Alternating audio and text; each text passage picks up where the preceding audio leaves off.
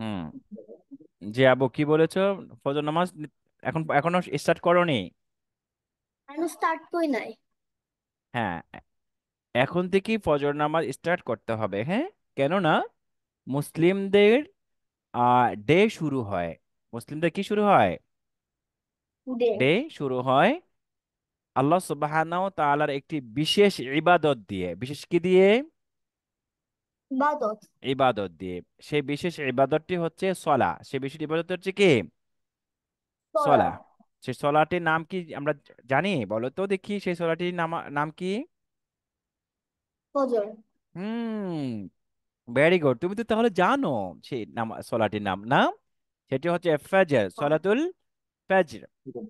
কেউ এই সলাতুল ফজর পড়লো? সোজা হয়ে বসো। তুমি এখন কি করতেছো? লিখতেছিলাম। হ্যাঁ, কেউ সলাতুল ফজর পড়ে আর জামাতের সাথে যে কেউ সলাতুল ফজর আদায় করলো, আল্লাহ সুবহানাহু ওয়া তাআলা তাকে কি করলেন জানো? তাকে সারা রাত তাকে নফল ইবাদতের সব তার আমল নামাতে দান করবেন। সুবহানাল্লাহ। এক। দ্বিতীয় হচ্ছে তোমার আল্লাহ সুবহানাহু ওয়া তাআলা তার সারা দিনের কর্মের জন্য তার করণীয় কি সমস্ত জিনিসগুলো তার জন্য সহজ করে দিবেন। সুবহানাল্লাহ। এক। তারপর হচ্ছে কি জানো? আল্লাহ সুবহানাহু ওয়া তাআলা বলেছেন, ওই ব্যক্তি আমার জিম্মায় চলে আসলো, আমার আন্ডারে চলে আসলো। তাহলে কত বড় ইম্পর্টেন্ট একটি ইবাদত, তাই না? তাহলে আমরা কি সেটা করতে পারি? তুমি মনে করো, যেহেতু তুমি এক ছোট, তোমার উপরে নামাজ এখনো ফরজ হয়নি, তারপরেও তোমার যখন ঘুম ভাঙবে, ওইটাই তোমার জন্য নামাজের ওয়াক্ত। তুমি রাতে যখন ঘুমাতে যাবে, তখন তুমি ফার্স্টে অজু করবে। কি করবে? বুঝো। ব্রাশ করে অজু করবে। অজু করে তারপরে তুমি আস্তে ডান কাত হয়ে শুয়ে পড়বে। আর আল্লাহকে বলবে যে আল্লাহ, আমি যেন সকালে ফজর নামাজ পড়তে পারি। আমি যেন সকালে কি করতে পারি? ফজর নামাজ। হ্যাঁ, ফজর নামাজটি পড়তে। তখন দেখবে আল্লাহ সুবহানাহু ওয়া তাআলা তোমাকে ওই নামাজের সময় আস্তে করে ঘুম থেকে জাগিয়ে দিবে।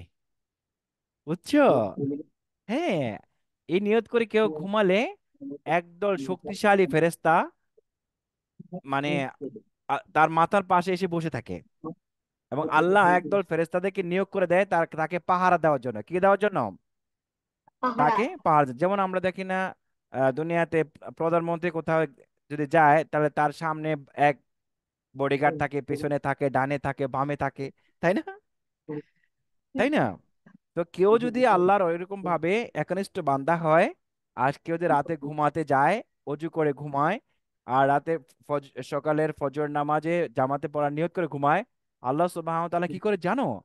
ওই খুব শক্তিশালী একজন ফেরেশতা তার মাথার পাশে বসিয়ে রাখেন, তাকে পাহারা দেওয়ার জন্য। সুবহানাল্লাহ।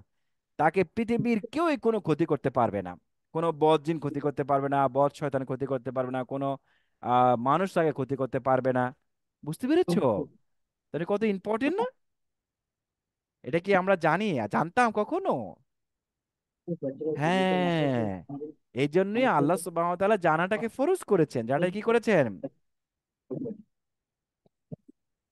ফরজ মানে ম্যান্ডেটরি করেছেন। বুঝতে পেরেছো? আচ্ছা, তারপর হচ্ছে তাহলে এই জন্য আমরা কি করব? ফজর নামাজ সকালে পড়বো। আমরা ফজর নামাজ অবশ্যই পড়বো। তারপর শুনো আরেকটি ইন্টারেস্ট বিষয়।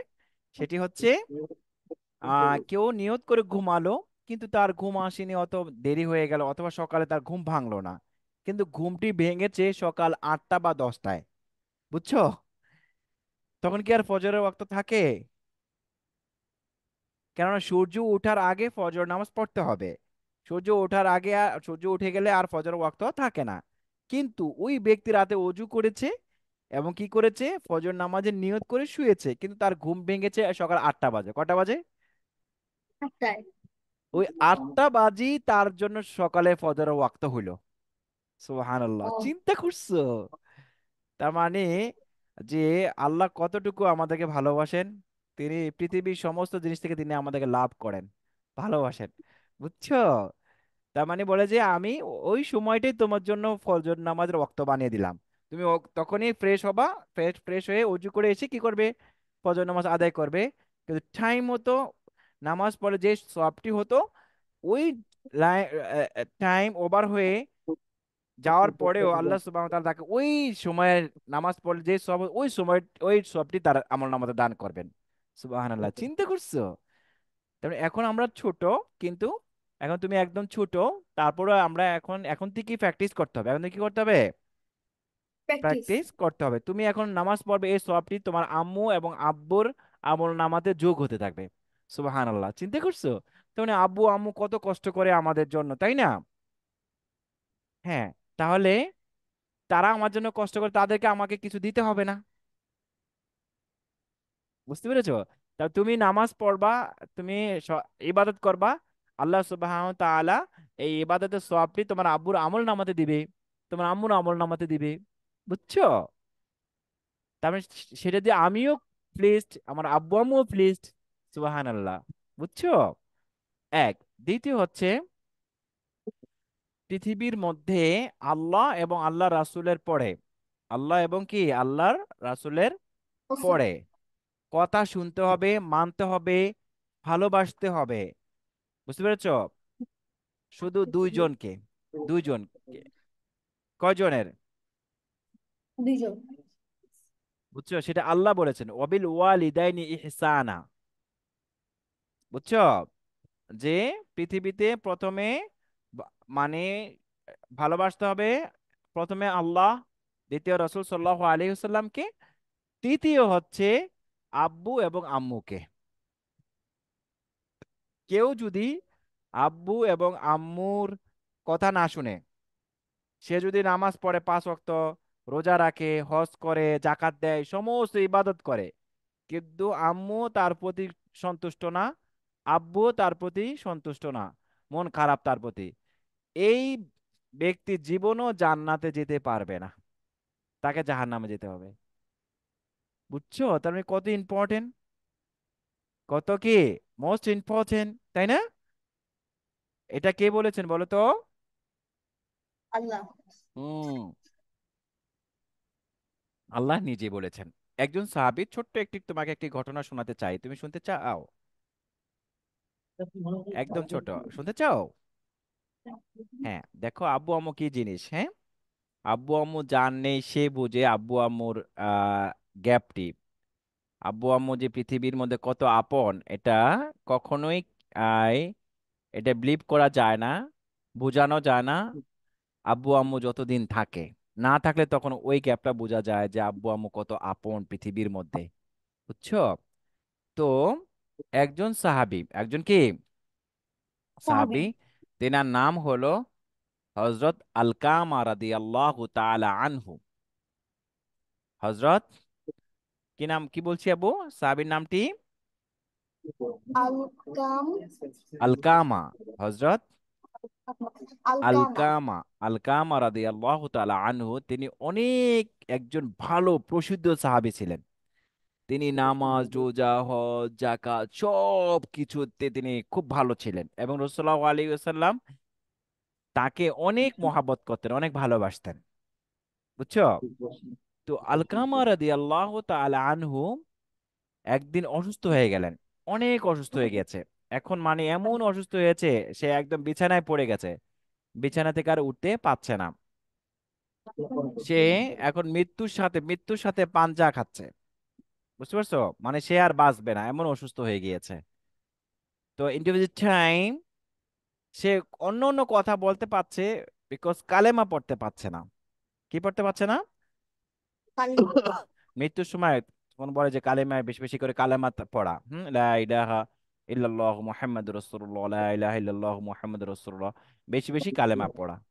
কিন্তু ওই সাহাবী, সে অন্য অন্য কথা বলতে পারে, কিন্তু সে কালেমা পড়তে পারে না। বুঝতে পারছো? তখন আলকামা রাদিয়াল্লাহু তাআলা আনহুর স্ত্রী রাসূল সাল্লাল্লাহু আলাইহি ওয়াসাল্লামের কাছে খবর পাঠালেন, এই কথা বলে যে, ইয়া রাসূলুল্লাহ, আমার স্বামী আলকামা, আপনি তো তাকে খুব মহাব্বত করেন, ভালোবাসেন, কিন্তু আলকামা এখন খুব অসুস্থ হয়ে পড়েছে, এখন মৃত্যুর সাথে সে পাঞ্জা খাচ্ছে, মৃত্যুর সাথে। এখন সে অন্য অন্য কথা বলতে পারছে, কিন্তু কালেমা পড়তে পারছে না। পারতেছি না। বুঝতে পারছো? তখন রাসূলুল্লাহ আলাইহি ওয়াসাল্লাম এটা শুনে খুব আশ্চর্য হলেন। বিষয়টা কি হলো তাহলে? অন্য কথা বলতে পারে কিন্তু কালিমা পড়তে পারে না, তাহলে এটা নিশ্চয়ই অনেক বড় একটি এটার মধ্যে কাহিনী হতে পারে। আল্লাহ রাসূল সাল্লাল্লাহু আলাইহি ওয়াসাল্লাম তখন সাথে সাথে দুইজন সাহাবীকে পাঠাইলেন আলকামার বাসায়। কোথায় গেল? হযরত আলকামা রাদিয়াল্লাহু তাআলা আনহুর বাসায় কে গেলেন?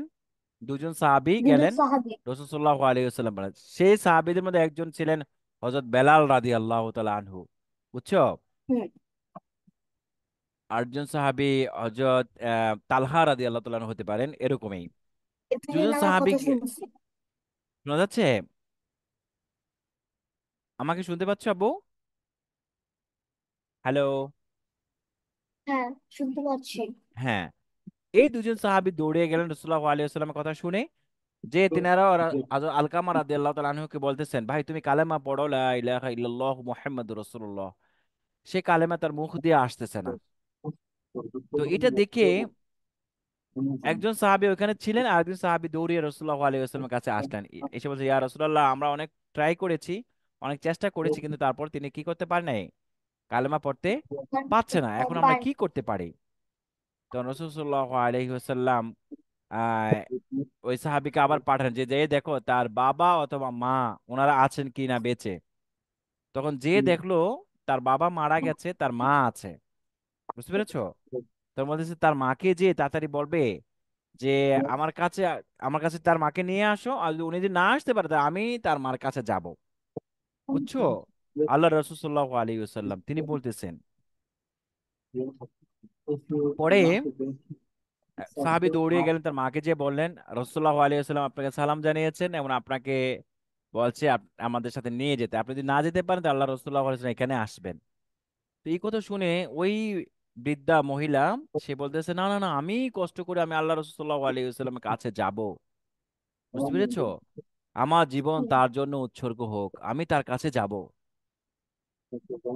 তখন ওই বৃদ্ধা মহিলা রাসূলুল্লাহ আলাইহি ওয়াসাল্লাম কাছে আসলেন। আল্লাহ রাসূলুল্লাহ আলাইহি ওয়াসাল্লাম তখন তাকে বলতেছে, আপনার ছেলে কেমন ছিল? আপনার ছেলে, তখন বলতেছে, আমার ছেলে অনেক ভালো ছিল, সে সব দিক দিয়ে ভালো। আহ সে নামাজ রোজা সব কিছু সে ভালোভাবে ইবাদত করে, কোনো দিক দিয়ে সমস্যা নেই। তো বলছে, আপনার ছেলের প্রতি কি আপনার মনে কোনো কষ্ট আছে? আপনি সত্যি কথা বলেন, যদি মিথ্যা কথা বলেন তাহলে কিন্তু আমি ওহির মাধ্যমে জানতে পারবো যে আপনি আমার সাথে মিথ্যা কথা বলেছেন। তো তখন সে একটু মন খারাপ করে বলছে, হ্যাঁ আমার ছেলের প্রতি আমার মনে একটু কষ্ট আছে। চিন্তা করছো? তখন রাসূলুল্লাহ আলাইহি ওয়াসাল্লাম বললেন, যাও যাও তাড়াতাড়ি এই লাকড়ি জোগাড় করো, তাকে আমরা দুনিয়াতে দুনিয়ার আগুন দিয়ে তাকে জ্বালিয়ে ফেলে মেরে ফেলবো, জ্বালিয়ে দেবো। তখন আহ, এই বৃদ্ধা বৃদ্ধা মহিলা বলতেছে, হ্যাঁ হ্যাঁ, ইয়া রাসূলুল্লাহ, আপনি কি বলতেছেন, আমার ছেলেকে দুনিয়ার আগুন দিয়ে জ্বালিয়ে দিবেন? কয়, না, কয়, এটা তো সামান্য দুনিয়ার আগুন। আপনার ছেলে তো এখন ইমান হারা বেঈমান হয়ে মারা যাচ্ছে। আপনার ছেলে তো ইমান নিয়ে মারা যাচ্ছে না। আপনি যদি আপনার ছেলেকে ক্ষমা না করেন তাহলে সে এখন বেঈমান হয়ে মারা যাবে, তাহলে সে চিরজীবন জাহান্নামী হয়ে যাবে। তো আপনি কি চান আপনার ছেলে চিরজীবন জাহান্নামী হোক? তো বলছি, ইয়া রাসূলুল্লাহ, আমি চাই না আমার ছেলেকে তো বলছে, তাহলে আপনি আপনার ছেলেকে মাফ করে দেন, মন থেকে মাফ করে দেন। তখন ওই বৃদ্ধা মহিলা বলতেছেন, ইয়া রাসূলুল্লাহ, আপনার সাক্ষী থাকেন, আমার ছেলেকে আমি মন থেকে মাফ করে দিলাম, তার প্রতি আমার আর মনে কোনো কষ্ট নেই। তো এই কথা বলার সাথে সাথে একজন সাহাবী দৌড়িয়ে গেলেন আলকামার বাসা, যায় দেখেন আলকামা চিল্লিয়ে চিল্লিয়ে কালেমায়ে শাহাদাত পড়তেছে, লা আশহাদু আল্লা ইলাহা ইল্লাল্লাহু ওয়া আশহাদু আন্না মুহাম্মাদান আবদুহু ওয়া রাসূলুহু। চিল্লিয়ে চিল্লিয়ে পড়তেছে, পড়তে পড়তেই সে দুনিয়া থেকে চলে গেলেন। সে জান্নাতি হয়ে গেল। তারপরে রাসূলুল্লাহ আলাইহি ওয়াসাল্লাম তাকে জানাজা করলেন, তাকে মাটি দিয়ে তখন বললেন যে দেখো, আজকে আলকামা এত ইবাদত করেও সে জান্নাতে যেতে পাচ্ছিল না, একটি মাত্র কারণ যে তার মার মনে একটু কষ্ট থাকার কারণে সে বেঈমান হয়ে মারা যেত। তার মানে যে আল্লাহ কাছে মা বাবা এমন একটি বিষয় যে মা বাবার কোনো কথাকেই অমান্য করা যায় না, যাবে না। আব্বু আম্মুর মনে কখনোই কোনো বিষয়ে কষ্ট দেওয়া যাবে না। কেন? তারা তো সবসময় আমাদের কল্যাণ চায়, আমাদের মঙ্গল চায়। বুঝতে পেরেছো? এই জন্য তাদের প্রত্যেকটি কথা আমাদেরকে কি করতে হবে? ওরূপ শুনতে ভাবে হবে। শুনতে হবে, মানতে হবে। তাহলে আমরা জান্নাতি হতে পারবো। আর না হলে আমাদেরকে জাহান্নামে ফেলে দেওয়া হবে। বুঝতে পেরেছো? পুরো নামাজ রোজা কোনো কিছুতে তখন আর কি হবে, আসবে না কোনো কাজে, কাজে আসবে আসবে না। না। বুঝতে পেরেছো আব্বু? তাহলে আজকে আমরা হ্যাঁ। কয়েকটা হাদিস জানলাম, এবং নামাজের গুরুত্ব, নামাজ বিষয় নিয়ে আমরা কয়েকটি কথা আমরা আজকে শুনলাম। ইনশাল্লাহ নেক্সট হোমো আমরা আরো অনেক কিছু জানতে পারবো ক্লাসের ফাঁকে ফাঁকে। ঠিক আছে? ইনশাল্লাহ বলো। ইনশাল্লাহ। ইনশাল্লাহ, তাহলে এখন থেকে আমরা ইনশাল্লাহ আব্বু আম্মুর কথা অবশ্যই ভাবে আমরা শুনবো, এবং বড়দেরকে আমরা স্নেহ শ্রদ্ধা করব, ছোটদেরকে আমরা কি করব, স্নেহ করব। এবং আমরা নামাজ সুন্দর মতো কি করব, নামাজ যথারীতিভাবে আমরা আদায় করব। পারা যাবে আব্বু?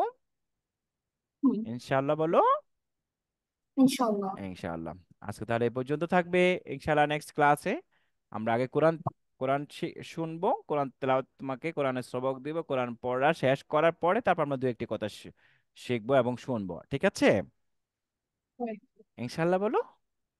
ইনশাল্লাহ। ইনশাআল্লাহ। আর তোমার কোনো প্রশ্ন আছে? আচ্ছা, তো আমরা একটু দোয়াটা পড়ে নিব।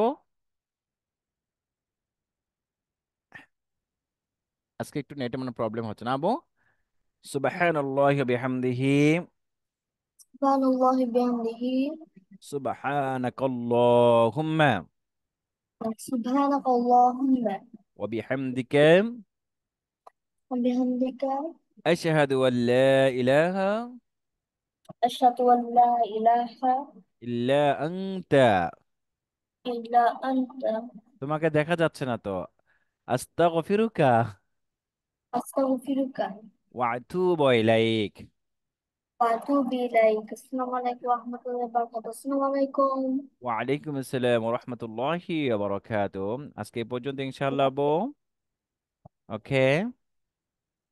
ওকে। ওকে, আল্লাহ হাফিজ। আসসালামু আলাইকুম।